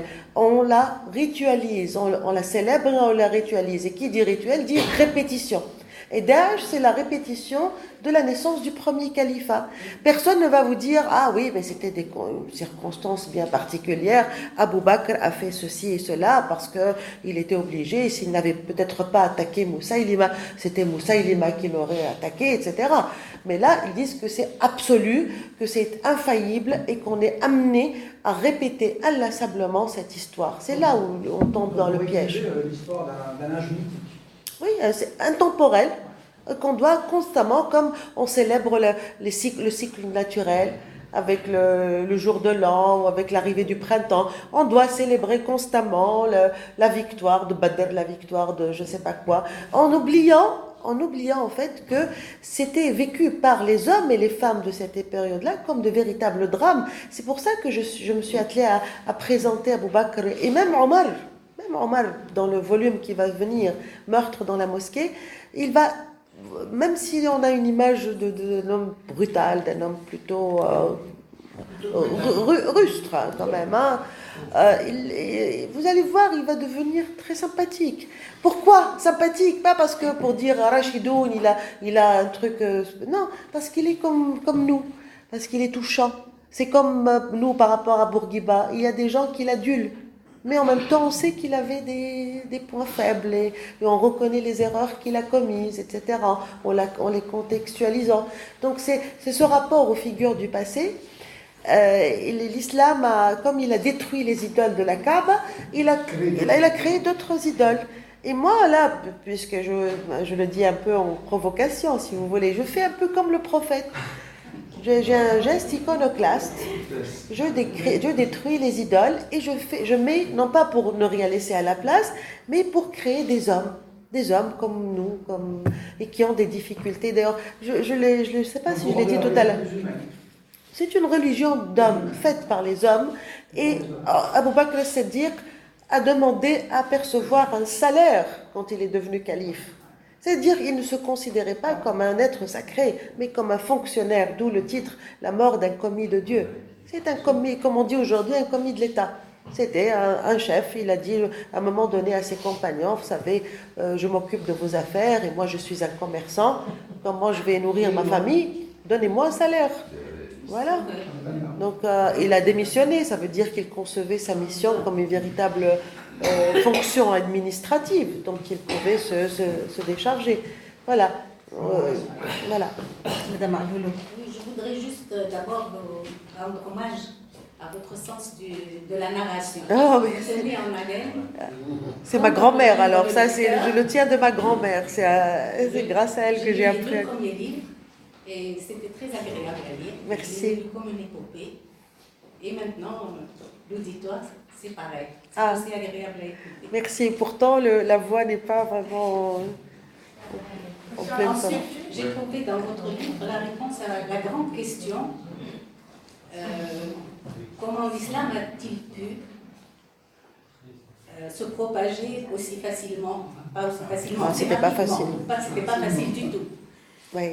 Comment il a pu Euh, se propager comme ça? je vais vous dire, Il c'est a un gros- réussi, parti avec une poignée d'adeptes. Oui. Il est revenu en conquérant, le prophète est revenu en conquérant. Ensuite, ça s'est étendu sur toute la péninsule arabique. Alors, je vais vous dire, question très très importante. Très importante. J'en parle un peu. un peu la réponse dans votre livre. Oui, je parle un peu de ça. Alors, il faut deux éléments pour aller très vite. Deux éléments, c'est l'histoire de l'Arabie avant Mohammed. Le projet de créer un État, un empire en Arabie existait déjà. Et qui était, disons, le concepteur de cet État? C'est Hashim ibn Abd Manaf, l'arrière-grand-père du prophète. Ilaf Quraysh, l'organisation du commerce qui traverse l'Arabie entre la Syrie et le Yémen. Rahlat al-Shita wa Sayf, c'est un peu comme l'Union européenne qui a commencé avec le Benelux. Voilà. C'est une petite alliance économique qui va créer des intérêts et qui va forcément rallier toutes les tribus. Donc l'idée a germé depuis l'époque de Hashim ibn Abd Manaf, qui voyageait beaucoup, qui connaissait Byzance. Et d'ailleurs, on dit dans certaines sources qu'il a été reçu comme un prince par l'empereur de Byzance. Il est mort à Gaza, Hashim. Donc il était inspiré. Il allait aussi dans l'Empire sassanide, il allait au Yémen. C'est un voyageur. Donc il savait, un homme d'affaires. Et donc l'idée de créer en Arabie un État ou un marché commun ou une fédération, quelque chose, existait déjà. Mohammed a eu le génie de dire que l'empire sassanide est construit sur la religion zoroastrienne, l'empire byzantin sur la foi chrétienne, l'empire arabe doit être construit sur une foi religieuse, sinon il n'existera pas. C'est ce qu'on appelle le levier moral. Il n'y a pas que les intérêts économiques. Ensuite, ça c'est la première partie pour dire qu'en fait ce n'est pas un projet politique qui est sorti ex nihilo. La deuxième phase, c'est-à-dire après la mort de Mohammed, vous pouvez me dire l'islam aurait pu disparaître avec lui. Mais Abu Bakr, c'est là où il a été génial. Il a été absolument génial. Car il n'y avait pas que les guerres d'apostasie. Il a commencé la conquête de l'Irak et de la Syrie. La première grande victoire des musulmans en Byzance, c'est à Ajnadayn, du temps du calife Abu Bakr. Après El Yarmouk, le Qadisiyya, c'était que l'achèvement d'une œuvre déjà entamée par Abu Bakr et grâce à Khalid ibn al-Walid, qui est par ailleurs un militaire de génie lui aussi. Ça, c'est malgré les multiples dérapages. Donc le contexte géopolitique était favorable. L'empire sassanide et l'empire byzantin étaient vraiment affaiblis. Très affaiblis. D'abord, par les guerres les deux empires se sont faits les uns contre les autres, l'un contre l'autre. Et il y a, je ne sais pas si vous visualisez la carte de la péninsule arabique, il y avait entre les frontières sur les frontières entre la péninsule arabique et la Byzance, des tribus arabes chrétiennes, les Rassanides sur les frontières avec Byzance et les Lahmides sur les frontières avec l'Irak, avec l'empire sassanide. Et ces tribus arabes étaient formées comme des principautés, des États tampons qui permettait aux tribus arabes, qui faisaient souvent des razzias, c'était la principale activité, hein, le brigandage, qui faisaient comme des sas de sécurité qui protégeaient les frontières de l'Empire. Or, ces États clients, c'est vraiment une chaîne de causalité, hein. Les deux empires, sassanidés et byzantins, affaiblis par les guerres, qu'est-ce qu'ils vont faire pour renflouer les caisses? Ils vont imposer à leurs vassaux, les Arabes chrétiens, l'Ahmides et Rassanides, de payer encore plus de taxes. Donc le retournement a été très facile. Abou Bakr leur a envoyé des émissaires. Il leur a dit, après tout, vous êtes des Arabes comme nous. Pourquoi vous allez voir les Byzantins ou les Sassanides? Et il a fait valoir l'argument ethnique, ce qui fait quand Khalid ibn al-Walid est arrivé en Irak et que les premières armées du calife sont allées à Byzance, et leur accès a été facilité par ces Arabes chrétiens qui leur ont ouvert la voie et même combattu avec eux. Donc ça, et d'ailleurs, à un moment donné, dans l'Arbre des Sabres, je rapporte une discussion qui est citée par Tabari quand Khalid ibn al-Walid est arrivé sur les frontières pour conquérir Hira, qui était une ville importante dans l'Empire. Il rencontre des chrétiens, parce que la majorité des Arabes de cette région sont des chrétiens. Et il leur dit, mais je ne comprends pas, pourquoi est-ce que vous, Arabes comme nous, vous suivez les Zoroastriens? Vous devriez être avec nous, c'est avec nous que vous devriez combattre. Et effectivement, il y en a, même des chrétiens, ont combattu du côté de Khalid ibn al-Walid. Donc voilà le contexte. C'est vrai que toute naissance d'un État est un miracle en soi. Toute naissance d'empire est un miracle. Il y a quelque chose parce qu'en fait, il y a un concours de circonstances, des hommes, des femmes qui se trouvent à ce moment-là, une conjoncture qui fait que la sauce prend. Ça n'arrive pas tout le temps. Comme nous, la fondation de Carthage. Qu'est-ce qu'il a annoncé? Rien du tout. Il aurait fallu qu'une princesse phénicienne arrive sur nos rives. Et voilà, et Carthage est né. Donc il y a quelque chose quand même, malgré la contingence historique objective, il y a quelque chose quand même de fascinant. Les choix aussi faits par Abou Bakr et plus tard par Omar, Othman. Donc seul Ali avait, je crois, été le moins intelligent des quatre. Hein. Parce qu'il n'a pas su gérer les conflits. Othman, Ali, Omar et Abou Bakr ont su quand même maintenir les rênes. Pardon? Le prophète, vous ne le tenez pas en grande estime, d'après vous. Oui. Ali, il avait de l'affection pour lui. Mais il lui en a voulu. Le jour où il est venu lui dire, mais qu'est-ce qui t'a pris? Il a voulu prendre une deuxième épouse. Ça, c'est par amour pour sa fille. Pour sa fille, il lui dit, mais tu nous as dit 4 femmes. Il a dit, mais non, moi, c'est pas le prophète qui te parle, là, c'est son père. Mais c'est comme ça. Il lui a dit, il a fait un prêche dans la mosquée, il a dit, Fatima bad'atun minni. Ça veut dire qu'il lui a dit, tu divorces alors. Mais il l'aimait, c'était comme un petit frère. Mais Mohammed avait une tête politique, donc il faisait la part des choses. Hein. Il ne choisissait pas un bras cassé sous prétexte que c'est son fils ou c'est son... D'ailleurs, Abou Bakr lui-même fera la même chose. Omar aussi. Personne ne pensera à léguer le pouvoir à son fils. Aucun. Il ne voulait pas d'hérédité. Abdelrahman, le fils d'Abou Bakr, était quelqu'un quand même de très estimé. De même, Abdullah ibn Omar, qui va devenir plus tard un faqih, un théologien, était très proche de son père, mais il n'était pas question d'installer l'hérédité. Voilà. Il y a encore 2 questions. Il y a Anwar et Madame. On va faire Voilà. Anwar Anwar. de Kafil, s'il vous plaît. Oui, Anwar. Alors, Oui, c'est Mohamed. je tenais à vous féliciter On encore vous une entend fois. pas, Anwar. Aïcha. Parce que, Le micro, ouais. bon, je tenais à vous féliciter encore une fois d'abord pour le fond, parce que vous touchez à des sujets vraiment passionnants et absolument tabous. Donc, vous prenez pas mal de risques. Je pense que vous en Pas êtes ici, en conscient. tout cas. Non, pas ici. D'ailleurs, j'aimerais bien avoir une idée sur le pourcentage de musulmans qui seraient capables d'assumer ce genre de discussion. Oh, il y en a plein. Il y en a plein. C'est la grande, la grande question. C'est vraiment tellement l'atmosphère et l'impression. D'ailleurs, on revient à la question de la violence. Que seraient devenues les religions sans la violence? Je pense, elles auraient disparu. Je suis persuadé qu'elles auraient disparu. Ça, c'est sûr.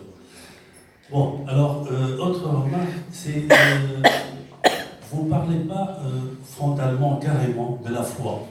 Bon, on le sent par moments, mais est-ce que véritablement, après vos recherches et la lecture de vos livres, la foi sort indemne? Mais évidemment qu'elle sort indemne, parce qu'il ne s'agit pas de croyance, là. Il s'agit nullement de croyance. C'est une question d'histoire, de politique, de calcul. Non, je pense que la foi, c'est autre chose. D'ailleurs, je ne me permettrai pas de parler ni de ma foi, ni de celle des autres. C'est tellement intime. C'est tellement intime. Et pour revenir, d'abord, grand merci pour vos remarques et pour vos compliments. Oui, vraiment, je n'ai pas fait. On se sous-estime, on se sous-estime vraiment. Les autres, ils font beaucoup de bruit. C'est pour ça qu'ils donnent l'impression qu'ils sont majorité. En fait, non. Je suis persuadée que la majorité écrasante des Tunisiens, et d'ailleurs je vous le dis là, je ne devrais pas le dire, mais j'ai fait un test sur ma mère. Elle m'a servi de cobaye. Parce qu'elle est croyante, pratiquante, etc. Pas fanatique du tout, évidemment. Et j'ai fait sur elle le test avec les derniers jours de Mohammed manuscrit. Déjà, avant même de penser à... Je lui ai dit, maman, je voudrais que tu lises ça. Alors, bien sûr, elle prend c'était vraiment sous forme de fascicule. Elle le lit, là, comme vous avez dit, très rapidement. Et moi, je la surveille de loin, comme ça, comme le lait sur le feu. Et alors, je lui dis, maman, elle me dit, écoute, c'est très intéressant, j'ai appris plein de choses que je ne savais pas. Et elle m'a dit, oh là là, quand même, ils lui ont empêché de dicter son testament. Mon Dieu, quelle horreur. Elle était un peu gênée par ça. Et alors, je lui dis comme ça, maman, est-ce que ta foi religieuse était branlée? Elle m'a dit, mais non, ma foi religieuse n'est pas aussi légère que ça. Voyons, c'est pas parce que j'ai appris qu'un tel a dit un mot de trop que je vais commencer à douter de Dieu ou de son existence. Pour elle, l'islam, la religion ou les rituels religieux n'est qu'un mode de fonctionnement collectif, de manifestation collective de l'appartenance religieuse, mais qui n'a rien à voir avec sa foi profonde, qui reste intacte. Pour elle, par exemple, la question du Coran et de son authenticité ne touche en rien le fond de la foi. Où elle me dit, oui, c'est un texte qui a subi des aléas, sûrement, mais n'empêche que je l'utilise pour faire ma prière. Donc, et là, ma mère, j'ai découvert que ma mère, en fait, n'était pas la seule, et que beaucoup de gens, j'ai eu quand même pas mal de rencontres depuis 2016 en Tunisie, en Algérie, au Maroc, dans des pays musulmans. Et honnêtement, je ne rencontre que, bien sûr, il y a des réactions épidermiques, des réactions de gêne, un peu d'agressivité, mais pas vraiment méchante. Mais je crois qu'on est quand même une majorité écrasante à vivre sereinement notre relation à l'islam et de faire, depuis un moment d'ailleurs, puisqu'on c'est du vécu pour nous maintenant, de faire vraiment la part de la politique et du religieux, de dire la religion ne doit pas être au centre d'enchères politiques pour justifier l'ambition des hommes et des femmes pour arriver au pouvoir. Là, je pense que ce travail, on est complètement immunisé contre ça. Il y a des gens qui continuent à y croire parce qu'ils ont intérêt à y croire. Tant pis, à partir du moment où ils nous respectent ou ne nous agressent pas, grand bien leur face, voilà. 2 dernières interventions, madame. 3 encore, Sameh. Il y a quelqu'un d'abord derrière toi, alors 3. Vous, madame, ensuite Sameh, ici Mohamed, vous avez demandé à prendre la parole. Et des réponses courtes aussi, pour de moi, parce que là, je... Moi, je vous remercie pour toutes les informations qu'on a reçues très facilement, et une méthode très facile, c'était chouette, très bien. Il y avait un petit reproche par rapport à moi que j'ai trouvé dans les derniers jours de Mohamed. J'ai aimé le full d'informations. C'est bien. Comme il y a des répétitions, j'ai senti ça. Je ne sais pas. Seulement, il y a une question qui me manque de moi-même. Je voulais savoir si ça vous aussi également. C'est quand on pose cette lecture critique, notre lecture de l'histoire, ou de ce qu'on nous a enseigné, par exemple, le fait primaire, tout le fois, c'est Sayyidina Ali, Sayyidina. Moi, j'étais de ceux qui, j'ai dit, je ne dis pas Sayyidina. Donc, parce que je refuse de dire Sayyidina, c'est simple que ça. Alors, je me dis, est-ce que ça veut dire comment faire pour que d'autres, les gens, peuvent avoir l'esprit et se poser d'abord des questions qui dérangent et d'avoir une ouverture critique sur même l'islam, même sur moi-même lui-même. Et est-ce que ça vaut de dire, voilà, il y a des choses qui ne sont pas cohérentes, des choses que, par exemple, moi, ce qui m'a choqué dans l'histoire avec Fatima, c'est qu'il la renvoie de sa maison. Et je dis, si c'était ma copine à moi et qu'elle est morte, jamais je la sors de la maison, je vis dans ma maison. Alors comment ça se fait que ces hommes de Mohamed, des religieux et tout, qui font ça? Et donc, c'est toujours, même je discute après par rapport au livre, je dis toujours pourquoi les gens ne peuvent pas émettre un critique sur tout ce qui est, bon, ça passe pas au christianisme, les gens ils critiquent quand même. Mais par rapport à l'islam, on refuse la critique, quelle qu'elle soit. Et même, par exemple, dans les versions du Coran, par exemple, le gens sont c'est quelqu'un qui est athée. Même dans le Coran, lui-même, il dit qu'il y a des gens qui seront athées de toute façon. Et c'est lui qui doit les prendre en charge. Donc, est-ce que ça vous montre de dire comment faire pour que les gens ouvrent les yeux, ouvrent l'esprit et se posent d'autres questions? D'accord, merci. Oui, la réponse, elle est au début de votre question, en fait. C'est par l'éducation. Il faut enseigner non seulement Tarbiya al-Islamiyya, mais l'histoire de la religion pour que les gens, déjà tout petits, fassent la part des choses entre leurs croyances religieuses qui doivent rester à la maison et l'histoire de l'islam qui fait partie de leur histoire collective, qu'ils doivent connaître, qu'ils doivent critiquer, dont ils peuvent tirer des leçons et qu'ils peuvent aussi rejeter et dire plus jamais ça. Donc je pense que c'est par le biais de l'éducation, parce que voilà, il y a des livres, il y a beaucoup de gens qui ont une vision critique de l'islam, même à l'intérieur, commencé par Abul Ala al-Ma'arri. Donc voilà, on a une longue tradition dans notre civilisation d'hérétiques, de penseurs et de poètes iconoclastes très subversifs.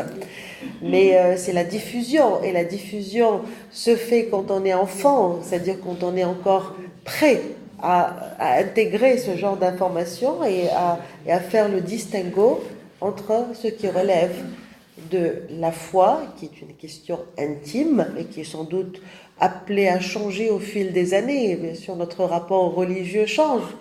À 20 ans, on ne croit pas de la même manière qu'à 80 ans. On change notre relation à la religion. Et la part de l'histoire, qui elle, comme on lit l'histoire de la Deuxième Guerre mondiale, on lit aussi l'histoire des guerres d'apostasie, pourquoi ça a été comme ça, et qu'est-ce qui s'est passé au juste, et non pas dire Khalid ibn al-Walid, Saïfullah al-Masloul, c'est un général comme Rommel, comme Napoléon, comme voilà, il a fait des réussites, et aussi il a fait beaucoup de bêtises. Voilà. Mais c'est justement ça, c'est intégrer l'islam dans le circuit historique.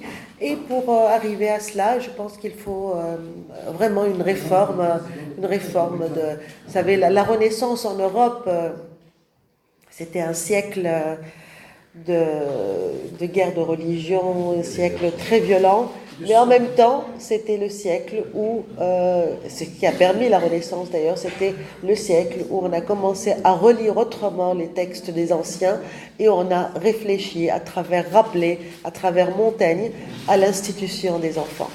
Donc le grand projet pédagogique.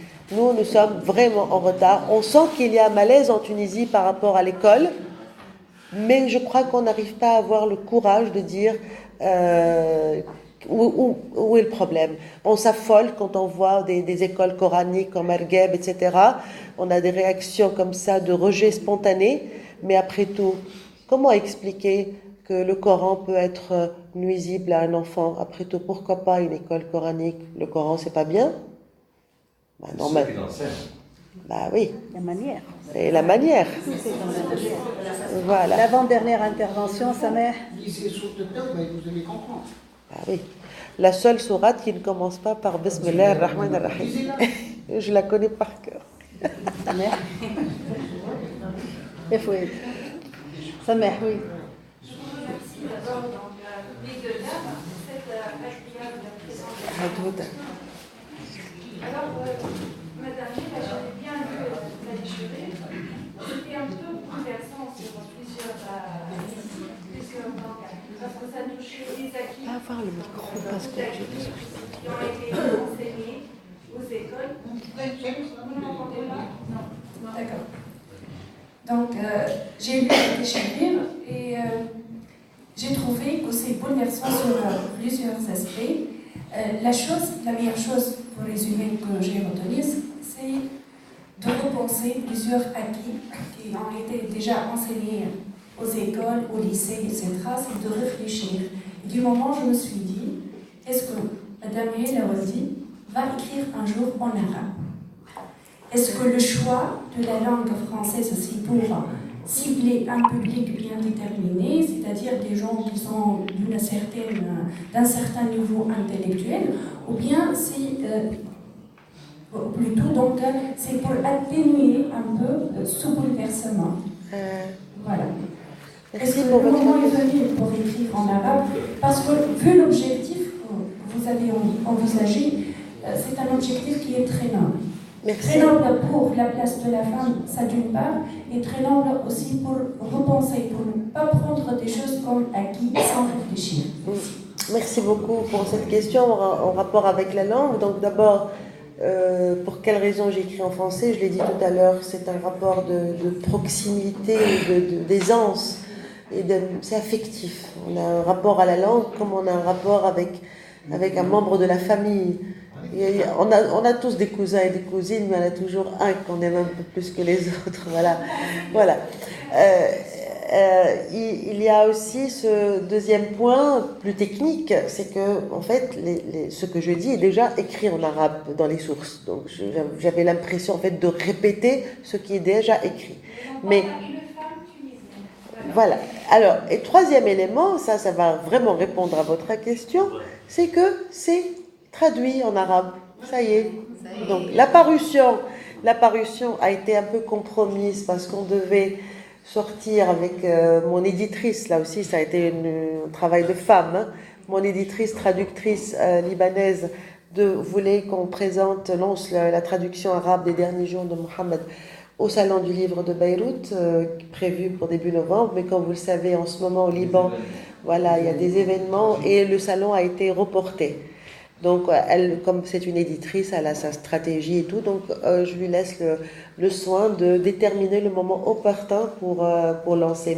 Mais déjà, les droits pour les califes maudits ont été déjà achetés par une maison d'édition pour le publier en arabe. Voilà. Donc, ça va. Et moi, idéalement, pour moi, je vais vous dire, ce n'est pas ni en arabe, ni en français, ni en anglais, ni rien du tout. C'est une adaptation audiovisuelle dont je rêve, franchement. Ça viendra. Pour finir en beauté, Dr Mohamed Aloulou. Merci pour la beauté. Je vais être très bref. D'abord, merci. Merci, c'est Mohamed. Ensuite, à la ligne, je vais parler un petit peu de ce qui a été soulevé comme question en relation avec votre statut de femme. Et je vais dire peut-être si vous permettez, je vais essayer de répondre à votre place, mais j'ai peur de ne pas vous décevoir. Je dirais plutôt que c'est la particularité que vous soyez une femme qui m'aide personnellement à espérer. Et je ne dis pas par complaisance, pas du tout. Vous ne l'avez peut-être pas dit, vous l'avez peut-être pensé, mais pas dit disons, par modestie. Mais je crois qu'il y a, cette époque est en train de faire émerger le rôle de la femme qui a ses particularités. Et en matière d'audace, il n'y a rien de tel qu'une femme. Et vous voyez un petit peu de par le monde, il y a des grands bouleversements, dans certains statuts et ainsi de suite, il y a la femme qui apparaît de plus en plus. J'ai l'habitude de dire que depuis 2011, quand je me sens moi-même un petit peu, pas désespéré, disons, déçu ou défait, je me rappelle qu'il y a la femme et je me dis, il faut espérer. Et je crois profondément que c'est la femme qui sauvera la situation. Ah, merci. Merci beaucoup. Donc, il a bien raison, je sais arracher là. les applaudissements des femmes, c'est pas facile. Maintenant, pour finir, une question très brève. Est-ce que dans vos sources d'information, vous avez des références qui ne sont pas musulmanes? Et je pense surtout aux chrétiens qui ont vécu de près et qui ont suivi l'époque. Oui. Et aux juifs également. Oui. Est-ce que vous avez ou pas? Voilà. Oui. Et encore une fois, merci. Merci beaucoup, c'est Mohamed. Voilà, c'est ça. Rapidement, les sources contemporaines sont byzantines, voilà. Il y a même un texte, et c'est là une information moi-même. Alors là, on parlait tout à l'heure, on a échangé par rapport à nos sentiments, par rapport à toutes ces informations c'est que il y a une information dans une source byzantine contemporaine de Mohammed qui dit qu'en 634 il était encore vivant et combattait à Gaza et qu'il est peut-être enterré à Gaza. Alors qu'il est mort en 630. Alors il est mort 2 ans plus tôt à Médine. Grand point d'interrogation. Alors les sources non musulmanes contemporaines de l'époque de Mohammed sont très rares et les informations qu'elles donnent sont vraiment éparpillées. En tout cas, elles sont prises très au sérieux parce que je rappelle rapidement, pour ne pas entrer trop dans les discussions d'académiciens, à un moment donné, il y a eu un courant dans les années 70, on l'appelle le courant négationniste, qui dit que Mohammed n'a jamais existé. Et la découverte de ces manuscrits atteste maintenant que Mohammed a bel et bien existé, qu'il a vécu, alors on ne sait pas où, hein, ça c'est sûr, parce qu'il y a des doutes sur la ville d'origine, Petra, Hira, parce qu'on dit qu'il allait se méditer dans le Ghar Hira, mais en fait c'est Medinat al-Hira, et c'est pour ça que Ali, au moment de fuir la guerre civile, est allé en Irak, parce que c'était en fait le fief principal de sa tribu. Enfin, il y a toutes sortes d'hypothèses qui maintenant n'arrivent pas à être érigées au rang de vérité historique, parce que l'information est encore très avare. Et je reviens encore une fois à ce que je disais tout à l'heure à propos du Coran. Il faut absolument qu'on fasse une grande découverte archéologique pour dire, comme Pompéi et Herculaneum, qui a permis à l'Europe de redéfinir sa connaissance de l'Antiquité romaine. Donc nous, on espère, mais les Saoudiens empêchent toute fouille archéologique dans le Hijaz. Hein, ils verrouillent tout. Ils ont tout détruit à la Mecque. Même la maison de Khadija bint Khuwaylid s'est transformée en toilette publique. Et moi, j'ai eu de la chance, j'ai trouvé un livre datant des années 30, donc avant l'arrivée d'Al Saoud au pouvoir, où il s'appelle Ma'alim al-Madina, d'un type qui s'appelle d'ailleurs Abd Samad al-Ansari, donc il doit être Khazraji, aussi. Il a publié, à l'époque, bien sûr, il n'y avait pas beaucoup de photos, mais il y a une photo de la Saqifa des Banu Sa'ida avant destruction. Donc il faut trouver comme ça, chercher patiemment les sources non musulmanes contemporaines, essayer de faire des fouilles.